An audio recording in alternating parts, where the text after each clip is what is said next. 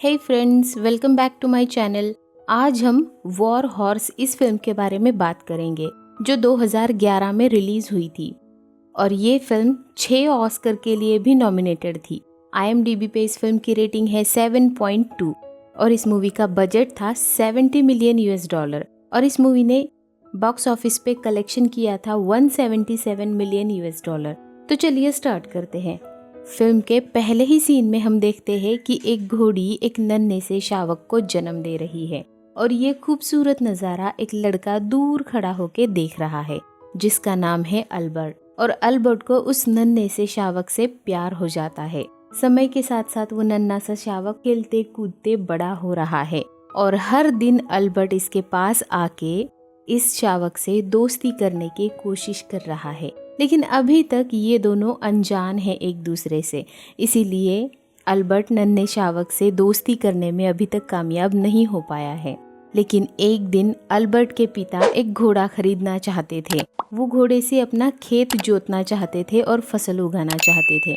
इसीलिए वो घोड़ों के एक ऑक्शन में चले जाते हैं और अल्बर्ट के पिता का नाम टेड है। तो टेड जिस ऑक्शन में चला गया है उसी ऑक्शन में टेड का लैंडलॉर्ड भी आता है और टेड को और उसके लैंडलॉर्ड को एक ही घोड़ा पसंद आता है और ये घोड़ा वही है जिससे इतने दिनों से दोस्ती करने की कोशिश कर रहा है अल्बर्ट। यहाँ पर टेड का लैंडलॉर्ड इस घोड़े के लिए बहुत ऊंची बोली लगाता है और उसको हराने के लिए टेड उससे भी ऊंची बोली लगाता है और अपने सारे पैसे इस घोड़े के लिए खर्च कर देता है। फिर जब टेड इस घोड़े को लेकर घर पे आता है तो टेड की वाइफ मतलब अल्बर्ट की मम्मी वो इस घोड़े को देख के बहुत नाराज हो जाती है। वो बहुत गुस्सा करती है, लेकिन अल्बर्ट इस घोड़े को देख के बहुत खुश हो जाता है। टेड की वाइफ मतलब रोजी इस घोड़े को वापस करने के लिए भी कहती है, लेकिन अल्बर्ट उसे किसी तरीके से इस घोड़े को रखने के लिए मना लेता है और फिर फाइनली अल्बर्ट इस घोड़े के साथ दोस्ती करने में कामयाब हो जाता है और अल्बर्ट इस घोड़े का नाम जोए रखता है। अल्बर्ट जोए को एक खास तरह की सीटी बजाकर बुलाना सिखाता है और जोए भी बहुत जल्दी उसकी सीटी सीख लेता है और जब भी अल्बर्ट ये सीटी बजाता है तब जोए चाहे जहाँ भी हो वो वहाँ से दौड़कर अल्बर्ट की तरफ चला जाता है। अल्बर्ट और जोए एक दूसरे से बहुत प्यार करते हैं। इन दोनों का रिश्ता बहुत मजबूत हो रहा है धीरे धीरे। और फिर एक दिन टेड का लैंडलॉर्ड किराए के पैसे वसूल करने के लिए आ पहुंचता है, लेकिन टेड के पास उसे देने के लिए बिल्कुल भी पैसे नहीं हैं। तो टेड उसे कुछ दिनों की मोहलत मांगता है और कहता है कि इस घोड़े के साथ मैं अपना खेत जोतने वाला हूँ और जैसे ही फसल आएगी ये फसल बेचकर मैं तुम्हें तुम्हारे पैसे ब्याज के साथ लौटा दूंगा। पर जमीन जोतने के लिए ना तो अच्छा घोड़ा है और ना ही जमीन इस लायक है कि उसमें कुछ फसल उग सके। पर टेड और उसकी फैमिली के बहुत रिक्वेस्ट करने के बाद उनका लैंडलॉर्ड आखिरकार मान जाता है और कहता है कि अगर आप लोग फसल उगाने में कामयाब नहीं रहे तो आपकी जमीन और आपका घोड़ा दोनों मेरे हो जाएंगे। और ये कहकर वहां से चला जाता है और फिर तुरंत टेड जाकर जॉय को खेत जोतने के लिए तैयार करने लगता है। लेकिन जॉय एक बहुत ही अड़ियल घोड़ा है और वो टेड को धक्का मारकर गिरा देता है। इस बात से टेड को बहुत ज्यादा गुस्सा आ जाता है और वो जॉय को मारने के लिए बंदूक लेकर आता है, पर किसी तरीके से रोजी और अल्बर्ट उसे रोक लेते हैं।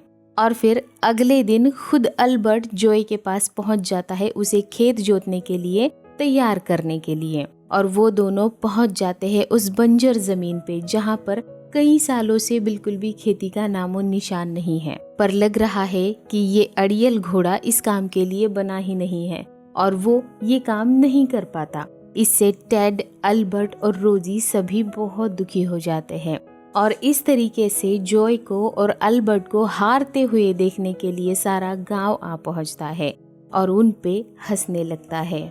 और इधर अल्बर्ट और जॉय बार बार कोशिश करने के बावजूद भी कामयाब नहीं हो रहे हैं। आखिरकार जॉय की हिम्मत जवाब देने लगी थी, पर शायद कुदरत उनका साथ देना चाहती थी। इसीलिए अचानक से वहाँ पे बारिश होने लगती है और वहाँ की सख्त मिट्टी नरम होने लगती है और आखिरकार अल्बर्ट और जॉय ये करिश्मा करके दिखाते हैं और पूरा का पूरा खेत जोतने में कामयाब हो जाते हैं। और फिर अल्बर्ट की माँ उसे टेड के कुछ मेडल्स दिखाती है और बताती है कि टेड बहुत बहादुर इंसान है, पर उसे इस बात पर गर्व नहीं है कि वो बहादुर है, लेकिन उसे आज तुम पे गर्व है, जो तुमने और जॉय ने कर दिखाया है उस पे गर्व है।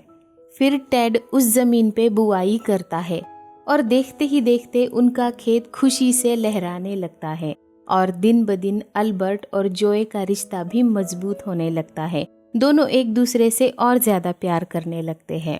पर अचानक से इनके परिवार के खुशियों को ग्रहण लग जाता है और एक रात बहुत तेज बारिश होने लग जाती है और इनकी सारी फसल बर्बाद हो जाती है। इसी के साथ इनके किराया लौटाने की मोहलत भी खत्म हो जाती है और अब टेड के पास अपने लैंडलॉर्ड को देने के लिए बिल्कुल भी पैसे नहीं है और ना ही फसल है उसके हाथ में। पर अचानक से जर्मनी के साथ वॉर छिड़ने की खबर आ जाती है और आर्मी के लिए नौजवानों की भर्ती शुरू हो जाती है और यहीं पर एक कैप्टन को टेड जॉय को बेच देता है। वहां पर भागते दौड़ते अल्बर्ट आ पहुंचता है टेड को ऐसा करने से रोकने के लिए, लेकिन तब तक बहुत ज्यादा देर हो चुकी थी। लेकिन फिर भी अल्बर्ट कैप्टन से बहुत रिक्वेस्ट करता है कि वो जॉय को ना ले जाए, पर वो नहीं मानता और तब अल्बर्ट कहता है कि ठीक है, अगर जॉय जा रहा है तो जॉय के साथ मैं भी जाऊंगा, मुझे भी आर्मी में भर्ती कर लो। लेकिन अल्बर्ट की एज कम होने के कारण कैप्टन उसे आर्मी में नहीं ले सकता था और कैप्टन जॉय का ख्याल रखने का वादा करके जॉय को लेकर वहां से चला जाता है और जाते समय अल्बर्ट जॉय को एक कपड़ा बांध देता है, जो कपड़ा टेड के मेडल्स के साथ था वही कपड़ा, और जॉय से वादा करता है कि वो उसे ढूंढने जरूर आएगा और बहुत जल्दी वो दोनों फिर से साथ होंगे। फिर जॉय को आर्मी के एक दूसरे कैप्टन के घोड़े के साथ बांध दिया जाता है, जिसे अपने घोड़े पे बहुत नाज था। पर अगले दिन प्रैक्टिस में जॉय उस घोड़े को हरा देता है और कैप्टन का घमंड चूर हो जाता है और यहाँ पर जॉय भी उस घोड़े से दोस्ती कर लेता है और अब जॉय वॉर में पहुंचने वाला है और वो अब फ्रांस में है, जहाँ उसका मुकाबला जर्मन से होने वाला है। अगले सीन में हम देखते हैं कि इनको जर्मन्स के एक ठिकाने का पता चल गया है और ये सब लोग वहाँ पे हमला करने की तैयारी करते हैं। हमला करने से पहले कैप्टन जॉय को वही कपड़ा बांधता है जो कपड़ा अल्बर्ट ने उसे उसके गांव से निकलने से पहले बांधा था। और फाइनली अगले सीन में जॉय पहली बार जंग के मैदान पे अपने कदम रखता है और ब्रिटिश सैनिक जर्मन्स पे अटैक करते हैं। पर जर्मन्स भी पूरी तैयारी के साथ आए थे और वो इन लोगों पे मशीन गन से फायर करने लगते हैं। इस हमले में कैप्टन तो बच नहीं पाते, लेकिन किसी तरीके से जॉय बच जाता है, पर जॉय को जर्मन पकड़ने में कामयाब हो जाते हैं और जॉय के फ्रेंड उस काले घोड़े को भी पकड़ लेते हैं जर्मन्स। और ये वर्ल्ड वॉर 1 की असली शुरुआत थी साल 1914 में। वॉर में दुश्मन सैनिकों द्वारा पकड़े गए सैनिकों जैसा ही हाल जानवरों को भी किया जाता है। जो घायल घोड़े थे उन्हें मार दिया जाता है और जो सही सलामत बचे हुए हैं उनसे काम करवाया जाएगा। और अब इन दोनों घोड़ों को जर्मन्स ने पकड़ लिया है और यहाँ उनकी जिम्मेदारी 2 भाइयों को दी जाती है, जिनको वो कपड़ा जॉय के पीठ से बंधा हुआ मिलता है जो अल्बर्ट ने उसे बांधा था। उसके बाद अल्बर्ट को इधर उसके गांव में एक पार्सल मिलता है जिसके अंदर एक जॉय का स्केच था और उसके साथ एक लेटर भी था जिसमें लिखा था कि कैप्टन मर चुके हैं और जिस समय कैप्टन की मौत हुई उस समय वो जॉय के ऊपर सवारी कर रहे थे। तो इससे सबको लगता है कि शायद जॉय भी नहीं बचा होगा, लेकिन अल्बर्ट को कहीं ना कहीं यकीन है कि जॉय जिंदा है और अल्बर्ट उसे ढूंढ निकालेगा। फिर से वो दोनों साथ में जरूर होंगे। फिर हम देखते हैं कि जर्मन कैंप में फ्रंट लाइन की तरफ जाने के ऑर्डर्स दिए गए हैं और जिन 2 भाइयों को इन 2 घोड़ों की जिम्मेदारी दी गई थी उनमें से सिर्फ एक को ही बाकी सैनिकों के साथ फ्रंट पे जाना था और दूसरे को यहीं पर घोड़ों के साथ रुकना था, क्योंकि ये सारे घोड़े बाद में लेकर जाए जाएंगे और वहां लेकर जाए जाएंगे जहां पे इन घोड़ों की सबसे ज्यादा जरूरत होगी। पर उन दोनों में से छोटा भाई लड़ाई पे फ्रंट पे जाने वाला था और ये बात बड़े भाई को बिल्कुल भी पसंद नहीं थी। वो चाहता था कि दोनों वहीं पे साथ में रुके, इसीलिए वो उसे रोकता है, पर छोटा भाई नहीं मानता और बाकी सैनिकों के साथ निकल पड़ता है। जब छोटा भाई फ्रंट पे जाने के लिए निकलता है तो उसकी पीठ की बैग पे वो वही कपड़ा बांधता है जो जोए को बांधा हुआ था अल्बर्ट ने। फिर सारे सैनिक पैदल फ्रंट की तरफ निकल पड़ते हैं और आधे रास्ते में जाने के बाद अचानक से पीछे से जोए और उस दूसरे घोड़े के लेकर उसका बड़ा भाई आ जाता है और पीछे बैग पे बंधे हुए कपड़े की मदद से अपने भाई को पहचान लेता है और लाइन से जबरदस्ती उठाकर वहां से भगा ले जाता है। और वहां से भागकर वो दोनों जाकर एक विंड मिल में छुप जाते हैं और वो कपड़ा फिर से जोए को बांध देते हैं जो अल्बर्ट ने उसे बांधा था। यहाँ पर छोटा भाई अपनी नाराजगी दर्शाता है। वो वॉर में जाना चाहता था, उसे प्राउड था कि वो अपने देश के लिए लड़ाई पे जा रहा है और उसके पेरेंट्स को भी इस बात पर प्राउड था। पर उसके भाई को लगता था कि वॉर के लिए अभी वो बहुत छोटा है। और फिर वो दोनों रात में वही सो जाते हैं। किसी तरीके से इनके बारे में जर्मन्स को खबर लग जाती है और वो इन दोनों को लेने के लिए वहां पहुंच जाते हैं, लेकिन वो दोनों को वहां से जिंदा नहीं ले जाते बल्कि उन दोनों को वहीं पर मार दिया जाता है। लेकिन खुशकिस्मती से वो दोनों घोड़ों को देख नहीं पाते और वो दोनों घोड़े वहीं पर जिंदा रह जाते हैं। अगली सुबह वहां पर एक लड़की आ जाती है जिसकी ये विंडमिल है। वो अपनी दादाजी के साथ रहती थी और उसके पेरेंट्स मर चुके थे बहुत समय पहले। वो अपने दादाजी को जाकर इन दोनों घोड़ों के बारे में बताती है, पर वो दोनों भी नहीं जानती कि ये घोड़े आखिर आए कहाँ से इस विंडमिल में। तो एमिली डिसाइड करती है कि जब तक इन घोड़ों का मालिक आकर इनको ले नहीं जाता तब तक एमिली इन दोनों घोड़ों का ख्याल रखेगी।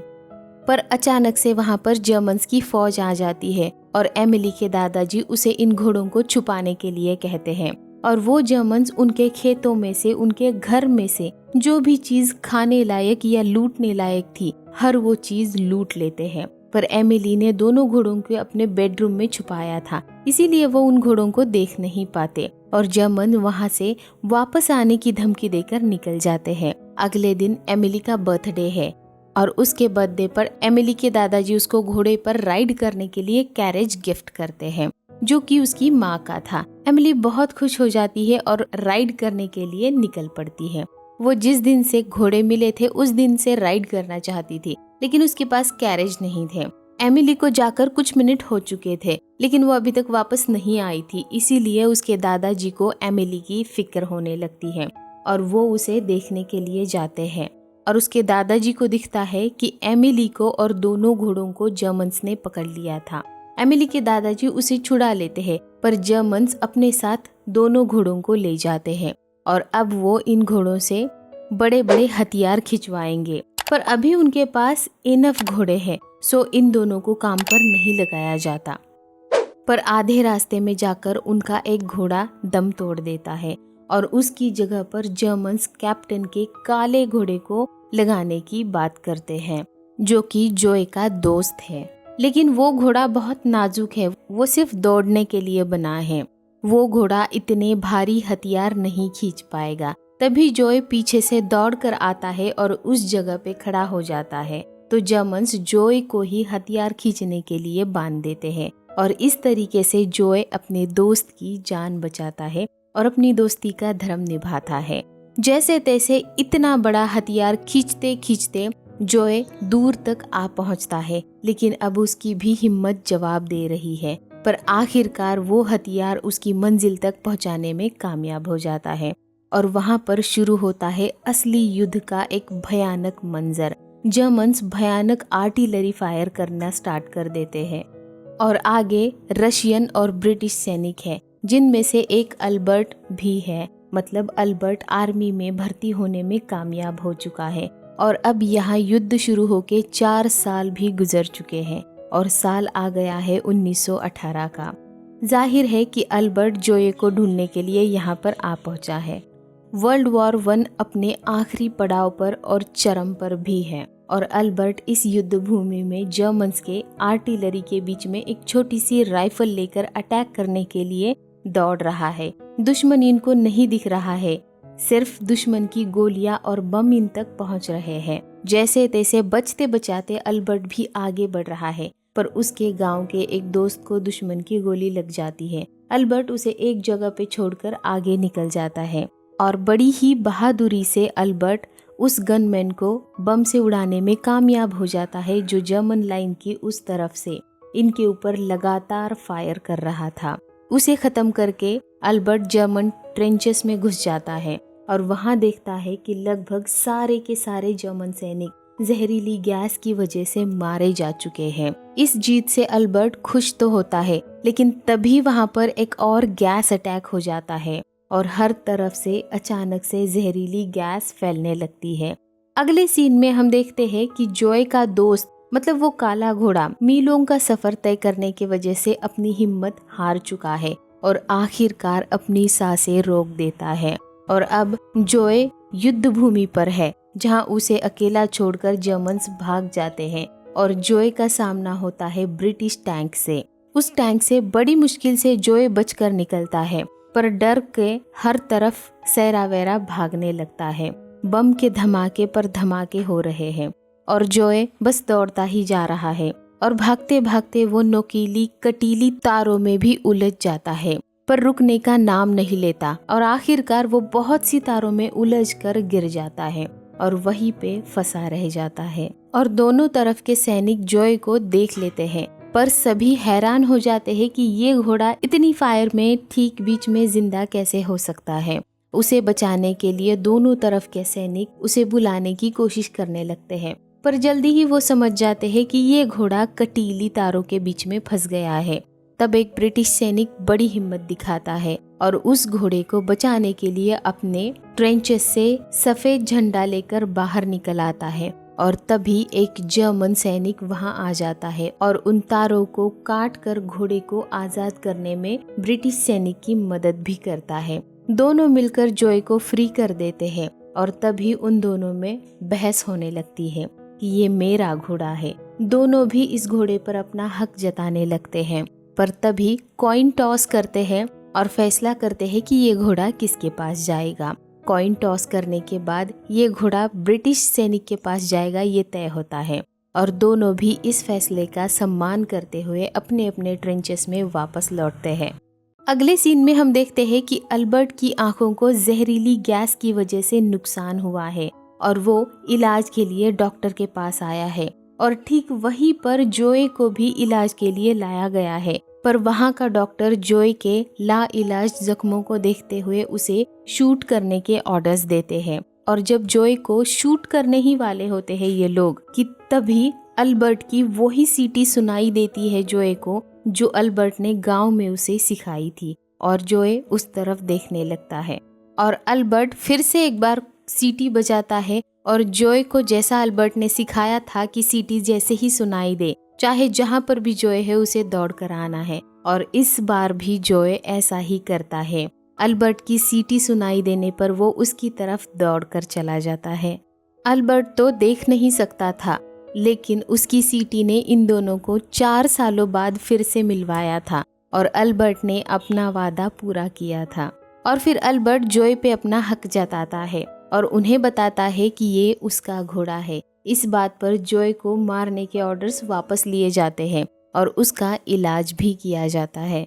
फिर आखिरकार ये वॉर भी खत्म हो जाता है सन 1918 में और फैसला किया जाता है कि सिर्फ ऑफिसर्स के घोड़ों को रखा जाएगा और बाकी सभी तरीके के घोड़ों की नीलामी की जाएगी और उनके साथ जॉय को भी नीलाम किया जाएगा। अल्बर्ट उन्हें जॉय को नीलाम ना करने की बहुत रिक्वेस्ट करता है, लेकिन वो लोग नहीं मानते। फिर अल्बर्ट बड़े ही भारी मन से जॉय को नीलामी के लिए ले जाता है, पर जाते समय आर्मी के सभी साथी मिलकर उसे 29 पाउंड्स जमा करके दे देते हैं ताकि अल्बर्ट जॉय को नीलामी में खरीद सके।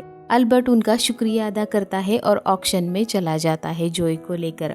जॉय के लिए सिर्फ 4 पाउंड से बोली शुरू हो जाती है, पर अचानक से कहीं से एमिली के दादाजी वहां पर आ पहुंचते हैं और 100 पाउंड्स में जॉय को खरीद लेते हैं और अल्बर्ट कुछ नहीं कर पाता। पर फिर भी अल्बर्ट एमिली के दादाजी से रिक्वेस्ट करता है कि मैं आपको आपके पैसे दुगने लौटा दूंगा, लेकिन मुझे मेरा घोड़ा लेकर जाने दो। पर एमिली के दादाजी कहते हैं कि ये घोड़ा मेरी पोती का है जो अब इस दुनिया में नहीं रही और ये उसकी आखिरी निशानी है, मैं इसे ले जा रहा हूँ।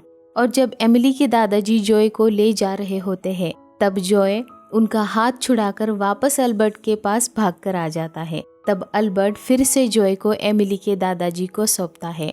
तब एमिली के दादाजी अपनी जेब से वही कपड़ा निकालकर अल्बर्ट को दे देते हैं जो अल्बर्ट ने जॉय को उसका गांव छोड़ने से पहले बांधा था, और अल्बर्ट बताता है कि ये कपड़ा उसके पापा का है। तब एमिली के दादाजी अल्बर्ट को उसका वो कपड़ा और घोड़ा दोनों लौटाते हैं, क्योंकि एमिली की यही आखिरी इच्छा थी कि जॉय उसके असली मालिक के पास जाए। और एमिली के दादाजी आंखों में खुशी और गम के आंसू लेकर वहां से लौट जाते हैं, और फिर जॉय और अल्बर्ट दोनों अपने गांव, अपने घर वापस लौट आते हैं, और उन दोनों को एक बार फिर से सही सलामत अपने सामने देखकर अल्बर्ट के माँ बाप खुशी से फूले नहीं समाते। और ये फिल्म यहीं पर ख़त्म हो जाती है। इस फिल्म की स्टोरी आपको कैसी लगी कमेंट करके ज़रूर बताइए। किसी और फिल्म की स्टोरी आप जानना चाहते हो तो वो भी मुझे कमेंट में बताइए। ऐसे ही वीडियोस के लिए चैनल को लाइक करिए, सब्सक्राइब करिए और अपने दोस्तों के साथ शेयर भी करिए। And finally thanks for watching. Bye bye.